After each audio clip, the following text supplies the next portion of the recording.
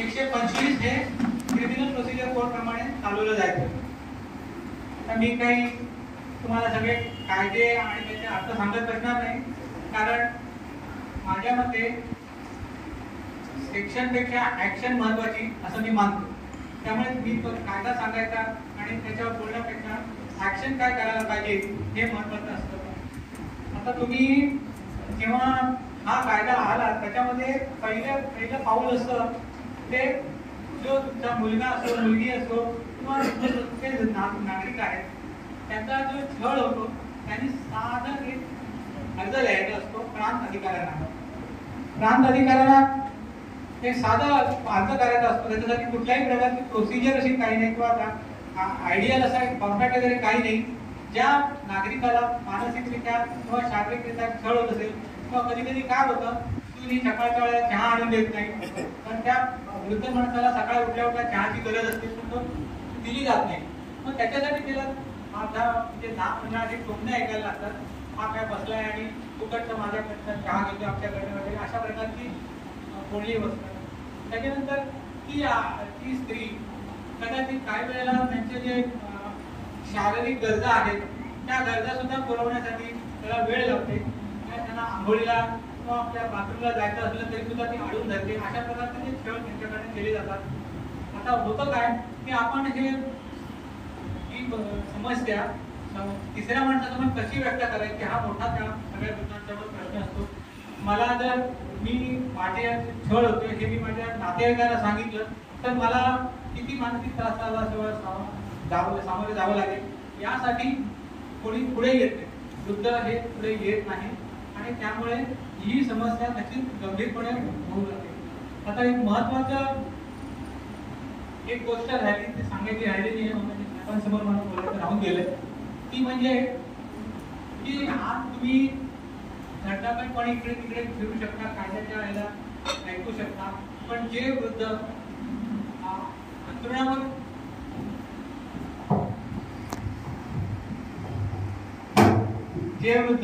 अंतरुणावर खेळलेले आहेत की जे बोलू शकत नाही, म्हणजे माझा रोग हा मूकबधीर पण वृद्ध अशा लोकांकडे जास्त आहे. कारण मूकबधीर आणि त्यांची समस्या समजणार कसं किंवा त्यांना कशा प्रकारच्या त्यांची सुटका करायची असेल या प्रकारची ती कशी करावी. कारण ह्या जो कायदा आहे याच्यामध्ये या मूकबधीरच्या ज्या समस्या आहेत त्याबाबत कुठेही व्यक्त केलेलं नाही की काय केलं पाहिजे या मूकबधीर.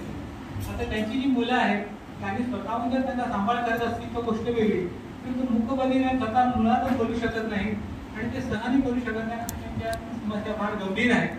आज हा 2007चा कायदा आल्यामुळे कमीत कमी 50 ते 60% लोकांच्या समस्या कमी झाल्या. कारण निदान आपण त्या समस्या योग्य त्या व्यक्तीसोबत म्हणजे प्रथम जे असतं ते प्रांत अधिकारी ज्याला इंग्लिशमध्ये सब डिव्हिजन ऑफिसर असं म्हणतात आणि त्यांच्यासमोर ह्या चालवल्या जातात.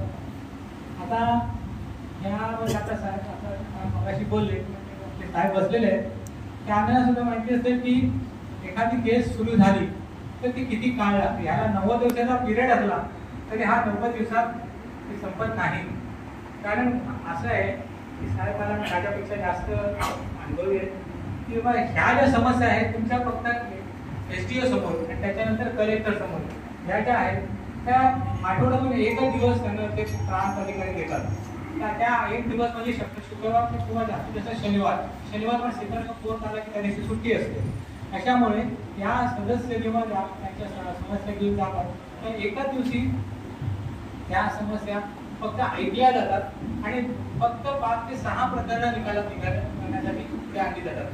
त्या दिवशी सुद्धा जर 6 SDO ऑफिसर किंवा कलेक्टर साहेब जर रजेवर गेलेले असतील किंवा काही त्यांना मंत्रालयातून जर बोलवणं असेल तर अर्थातच त्या तो दिवस पुढे ढकलला जातो.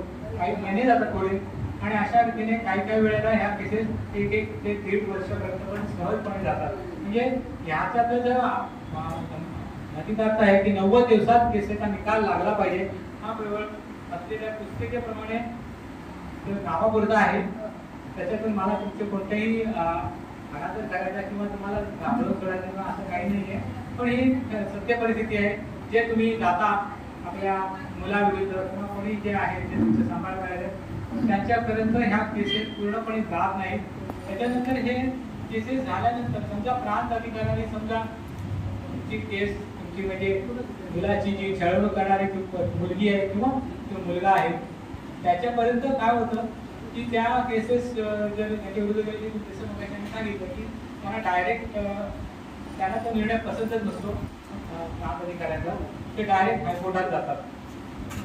की जे साहेब या साहेबांनी म्हटलं की 5 केसेस हायकोर्टात जातात वगैरे जात नाही, तर तितकंसं खरं नाही. काही केसेस तुम्ही स्वतःहून हँडल केलेले आहेत आणि त्याच्यामध्ये आहे माझ्याकडे माने वर्सेस माने म्हणजे मुलाने आपल्या आई विरुद्ध तक्रार केलेली आहे आणि ती केली आणि ती केस अक्षरशः त्या काही म्हणजे तुम्हाला आश्चर्य वाटेल गिरगावमध्ये मुंबईमध्ये बेळगाव म्हणजे आधी उच्चवर्णीय आणि उच्च श्रीमंत लोकांचं घर अशा स्त्रीला घराच्या बाहेर काढून 25व्या मजल्यावर तो राहायचा आणि कळ मजल्यावर ती बिचारी म्हातारी लहान मुलांची धुणं वगैरे अशी कामं करून आपला संसार चालवायची. संसार म्हणजे काय त्या बिल्डिंगच्या खाली हे टाकून गोडपाट टाकून रात्रीची झोपायची आणि अशा व्यक्तीची जी वाईट अवस्था होती ती घ्यायला सुद्धा काही ॲडव्होकेट तयार होईल. कारण मुळात त्या केस चालवायची म्हणजे पैशाचा प्रश्न असतो आणि तो पैशाचा प्रश्न सोडवायचा कोणी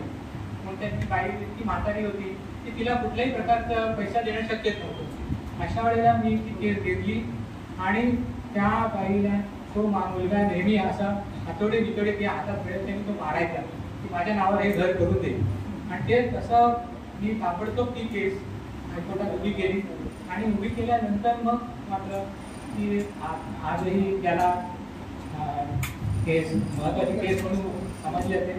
ती केस आधी सगळे ॲडव्होकेट लोक आहेत ती स्वतःला म्हणजे वापरण्यासाठी म्हणजे ही जजमेंट म्हणजे लँडमार्क जजमेंट ज्याला म्हणतात तीच केस वापरली जाते आणि म्हणजे ह्या केसमध्ये मला स्वतःला अभिमान आहे की मी एक सामान्य वर्गातला आहे आणि त्यामुळे माझ्याकडे काही फार मोठे असे लॉ मिनिस्टर याची माहिती आहे असं काही नाही.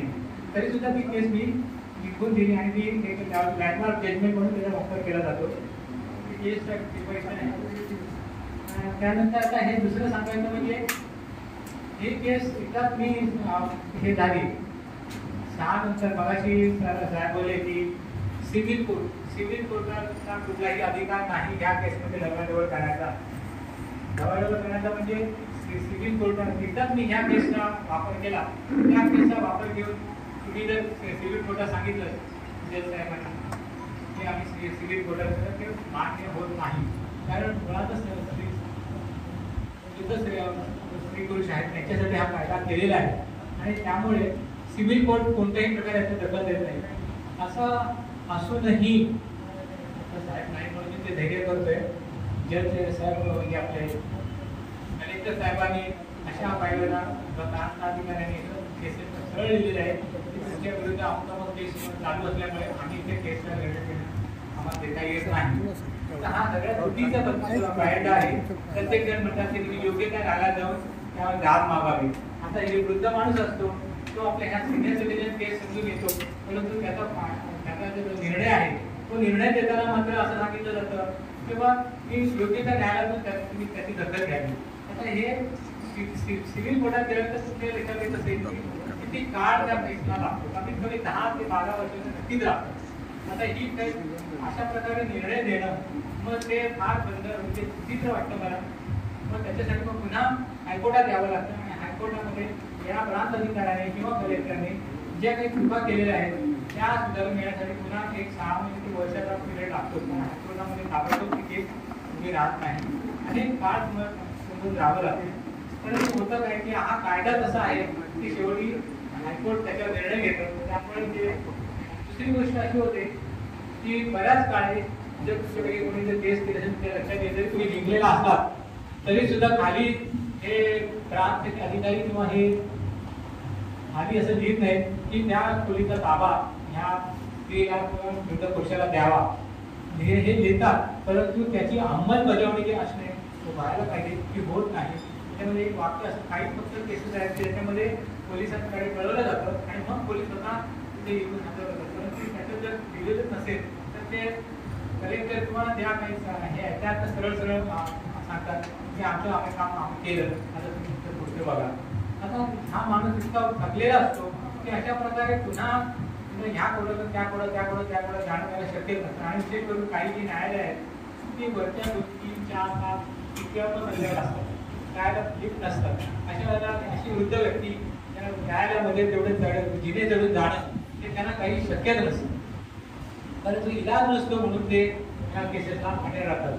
तर तिसरी गोष्ट अशी आहे की वकिलाला परमिशन दिले नाही, हा मोठी त्रुटी आहे असं मला वाटतं. की कारण वृद्ध ते असतात ते त्यांना नेमकं कोर्टासमोर काय बोलायचं, काय बोललं तर ते आपलं ऐकलं हे समजत नाही. आणि त्यामुळे ते आपल्या सगळं भरमसाठ की सासू सून कशी आपल्याला त्रास देते किंवा हे सगळं सांगत असतं. मुळात काय हा जो कायदा आहे त्याची समर्पकपणे मांडणी करणं आली पाहिजे. ती मांडणी त्याच्यासाठी वकील असतात आणि वकिलाला जर तुम्ही काढून टाकलं की त्यांना वकिलांनी हे करू नये किंवा वकिलांना करू नये असं असेल तर मग ही केस मांडली कशी जाणार. मग ते त्यांना आम्ही जर जेव्हा जायला पुढे प्रयत्न करतो त्यावेळेला ते केसेस तिथेच हे केले जातात की बाबा नाही तुम्ही पुढे वरच्या कोर्टात जा, आम्ही आमचा निर्णय देऊन मोकळे झालेला.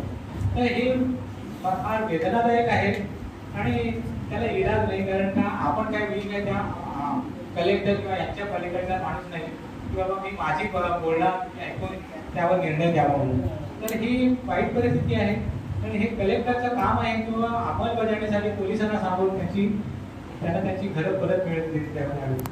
आता मगाशी ह्या गोष्टी सांगताना सांगितलं गेलं की गिफ्ट डीड किंवा बक्षीस पत्र.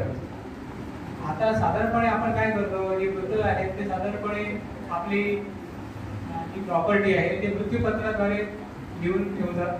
आता मृत्यूपत्र सुद्धा चॅलेंज केलं जातं. आता असं चॅलेंज केल्यानंतर पुन्हा ते सगळं प्रॉब्लेमॅटिकच होतं. कारण हे पुन्हा काही काळ तुम्हाला कोर्टात फेऱ्या घालायला लागतात. म्हणून गिफ्ट डीडची कल्पना ही चांगली आहे. परंतु होतं काय, या गिफ्टचं म्हणजे आपण असं लिहित नाही या माणसाने या मुलाने किंवा माझ्या मुलीने माझ्या जर सांभाळ नाही केला तर हे गिफ्ट डीड कॅन्सल करावं. पण असं गिफ्ट डीडमध्ये कोणीही बक्षीसपत्रामध्ये असं कोणीही लिहित नाही. कारण बक्षीसपत्र म्हणजे आपण स्वयंस्फूर्तीने आपला मृत्यूनंतर आपल्या मुलाने मुलीने जे कोणी असतील त्यांनी सांभाळ करावा हे अपेक्षितच असतं. याच्यात अनेक केसेस झालेल्या आहेत. सुप्रीम कोर्टापर्यंत ह्या केसेस गेलेल्या आहेत आणि सुप्रीम कोर्टाने काही वेळेला असंही म्हटलेलं आहे की त्यात असं म्हटलेलं आहे किंवा तुमच्या त्या गिफ्ट डीडमध्ये असं कुठे लिहिलेलं आहे माझ्या जे प्रॉपर्टीचं सांभाळ करताना मुलांनी माझ्याकडे लक्ष नाही दिलं तर ते कॅन्सल करावे. पण त्याच्यावर फार मोठी चर्चा करायला लागते. सुप्रीम कोर्टाकडे जाण्याची ऐपत ती कोणालाच नसते. शक्यतोपर्यंत असा केस चालवण्याचा अधिकार जर तुम्ही कलेक्टरला दिलेला आहे तर कलेक्टरने ह्या त्रुटी काढू नये. आता नुकताच माननीय कोर्टाने सुद्धा ते त्याच्यात हे घेतलेलं आहे केस की त्या गिफ्ट डीडमध्ये ही वाक्यरचनाच नाही किंवा माझ्या मुलांनी जर मला सांभाळ नाही केला तर माझी त्याची प्रॉपर्टी रद्द केली जाईल. आता प्रॉब्लेम असा होता की ते गिफ्टमध्ये तसं नसल्यामुळे त्या गिफ्ट डीड होऊ शकतं. त्याच्यानंतर अजूनही काय त्याच्यामध्ये आता तुम्हाला लक्षात येते का बघा, ही मुलं काय करतात त्यांना कळलं की माझ्या बाबांनी हे गिफ्ट डीड उद्या कार्यकाळ झाल्यानंतर पुन्हा ते मागे घेऊ शकतात असं जेव्हा आलं त्याच्या लक्षात तर ते काय करतात गिफ्ट डीड झाल्या ते तिसऱ्या व्यक्तीला विकून टाकतात.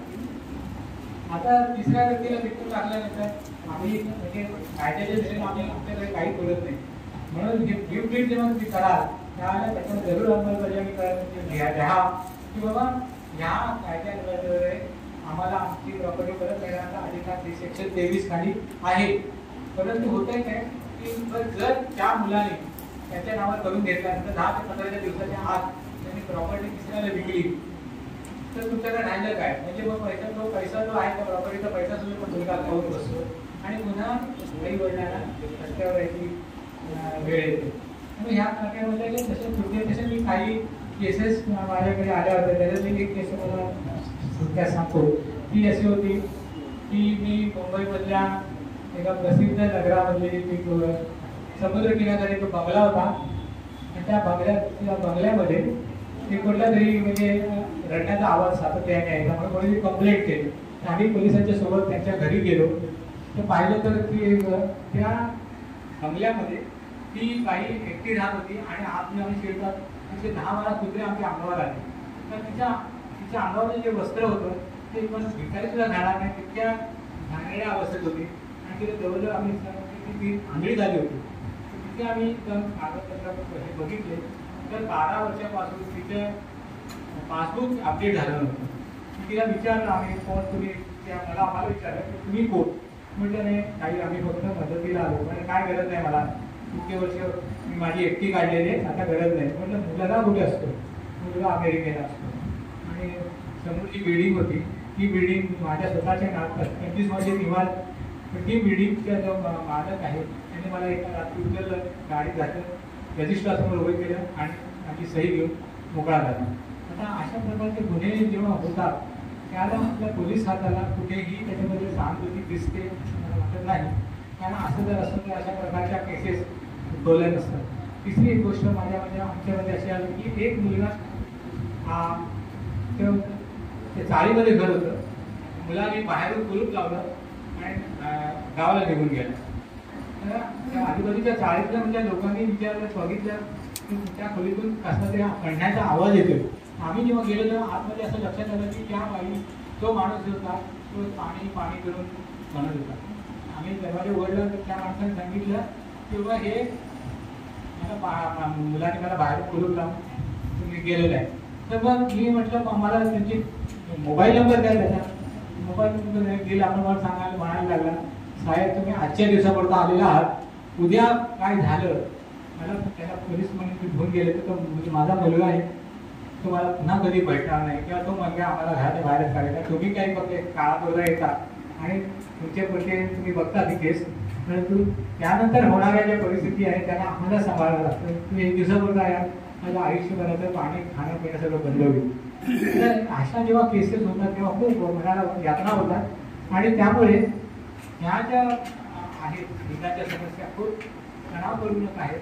त्यानंतर काही वृद्ध लोकांच्या आमच्या समोरच्या बिल्डिंगमध्ये जी घटना आहे त्याला पार्किंगचा बिमारी झाली होती, रोग झाला होता. आता अक्षरशः नगर कापायचे. तो 3ऱ्या मजल्यावर राहायचा, त्याला कोणी घेऊन जायचं नाही कुठे, याचा त्याला गॅलरीतच झोपून बसायचा. एका रात्री ते मुलं सगळी नाटकाला गेली होती आणि नाटकाला गेली असताना ह्याने विचारलं की काही आता काय आपल्याला खुर्ची घेतली, त्या पायरीवर वरून सरळ सांगतो. आता ही अतिशय वेदनादायक गोष्ट आहे की बाबा वृद्धांना ते ताण सहन होत नाही आणि मग त्यामुळे हे सगळे प्रकार होतात. परंतु याच्यामध्ये आपल्याला काय करू शकतो वगैरे ते आता याच्यासाठी काही पोलीस संघटनांनी हे केलेलं आहे की दर आठवड्याला जाऊन त्या एरियामधले जे कोणी हे आहेत वृद्ध त्यांची नोंद ठेवावी आणि आठवड्यात ते 15 दिवसांनी जाऊन त्यांना काय कमी जास्त लागतंय की नाही हे बघा. पण पोलीस कुठल्याही प्रकारचा कामं करत नाही.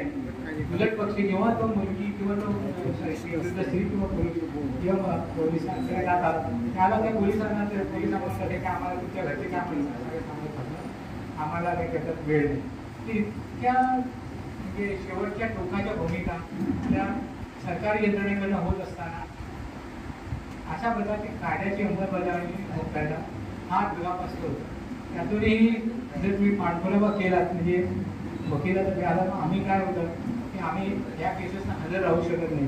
परंतु जेव्हा हायकोर्टाचा जेव्हा ऑर्डर मिळते तेव्हा मात्र पोलिसांचा सपोर्ट त्यांच्याकडे जाऊन ती खोली खाली करून घेण्याचा आम्ही प्रयत्न करतो.